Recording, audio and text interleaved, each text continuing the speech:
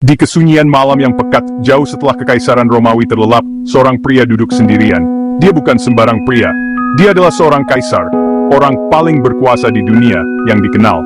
Namanya Marcus Aurelius.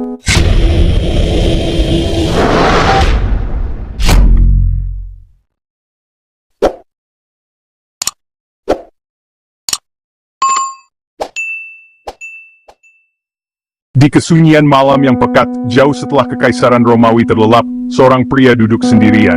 Dia bukan sembarang pria. Dia adalah seorang kaisar, orang paling berkuasa di dunia yang dikenal. Namanya Marcus Aurelius. Dan malam ini, kita membuka buku harian pribadinya. Senjata melawan musuh paling berbahaya, ego. Siapakah pria ini? Kaisar filsuf ini.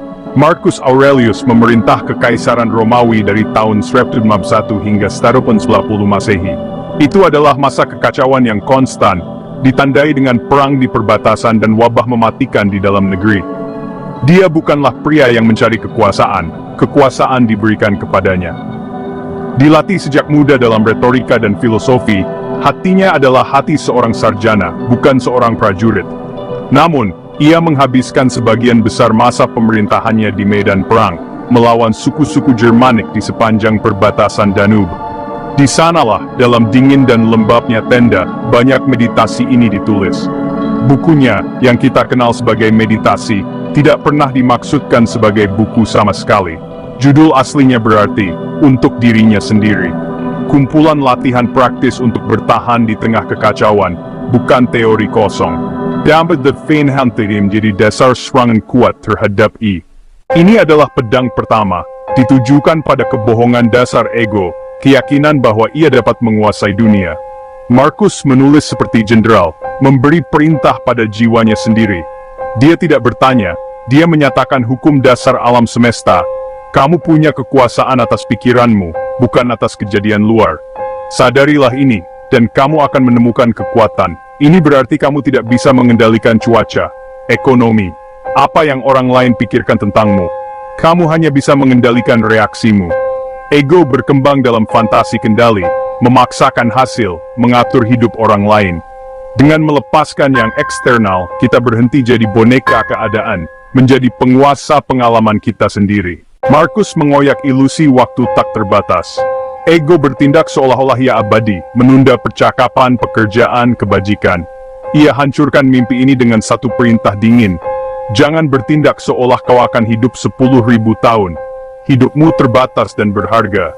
Bertindaklah dengan urgensi sekarang. Ego mengejar warisan dan citra, gangguan yang menipu. Kita tidak punya 10.000 tahun. Kita punya momen ini, membuang waktu untuk keluhan kecil, mengejar ketenaran, menghindari yang benar, mengetahui waktu terbatas memberi makna. Tanyakan, apakah yang saya lakukan ini benar-benar penting, atau hanya melayani kesombongan ego? Ego, dengan gertaknya, didorong oleh rasa takut, gagal, kritik, kematian. Marcus membuka tabir, ketakutan paling tragis adalah tidak pernah mulai hidup. Bukan kematian yang harus ditakuti, melainkan tidak pernah memulai hidup. Kita sibuk menjaga reputasi dan kenyamanan, hingga hanya jadi penonton hidup sendiri. Ego adalah penjaga penjara. Jangan ambil risiko, jangan katakan kebenaran, jangan cintai sepenuh hati. Hidup sejati, memilih kebajikan di atas kenyamanan, mulai proyek, berkata jujur, bela yang benar. Ego bertahan di kolam dangkal, Marcus memanggil ke perairan dalam. Tragedi bukan napas terakhir, tapi napas yang ditahan. Kematian pasti, hidup sejati adalah hadiah untuk yang berani. Ego adalah benteng opini. Ia menuntut untuk selalu benar. Ia mengira peta dunianya adalah wilayah itu sendiri. Marcus melempar granat filosofis. Segala yang kita dengar adalah pendapat, bukan fakta. Segala yang kita lihat adalah sudut pandang, bukan kebenaran. Kita harus mempertanyakan penilaian sendiri. Terbuka bahwa kita bisa salah. Racun bagi pikiran sombong. Di media sosial, politik, rumah, ego mengacaukan interpretasi dengan fakta. Pisahkan data mentah dari cerita. Tindakan ini meredakan marah, cegah salah paham, buka empati. Jadilah murid kehidupan, prinsip tetap, tapi sadar akses kita kebenaran terbatas. Kerendahan hati adalah kekuatan super. Serangan kelima, kekuatan reaksi. Ego berkata, dia membuatku marah, situasi ini membuatku sengsara. Bukan apa yang terjadi padamu, melainkan bagaimana kau bereaksi yang penting. Peristiwa netral, respon kitalah yang memberi kuasa dan membentuk karakter. Ego menyukai drama, mengamuk, balas dendam, kasihan diri. Semua itu rantai. Memilih reaksi adalah kebebasan tertinggi, ruang antara stimulus dan respons. Viktor Frankl menggemakan ini, segalanya bisa dirampas kecuali sikap yang kita pilih. Bukan menekan emosi, tapi mengamati kilatan rasa, lalu memilih yang rasional dan berbudi. Marah atau memahami, dendam atau murah hati. Stoik memilih yang terakhir. Kata-kata di bawah cahaya lilin 2 milenia lalu, seolah ditulis untuk kita hari ini. Kita hidup di era ego yang diperkuat, panggung global untuk citra dan opini. Pertama, kita tak mengendalikan algoritma, tapi kita memilih terlibat atau tidak. Kedua, jangan buang hidup menggulir, validasi digital cepat berlalu. Ketiga, keluar dan hidup, koneksi nyata, risiko nyata. Keempat, komentar marah adalah pendapat, dunia terlihat berbeda bagi tiap mata.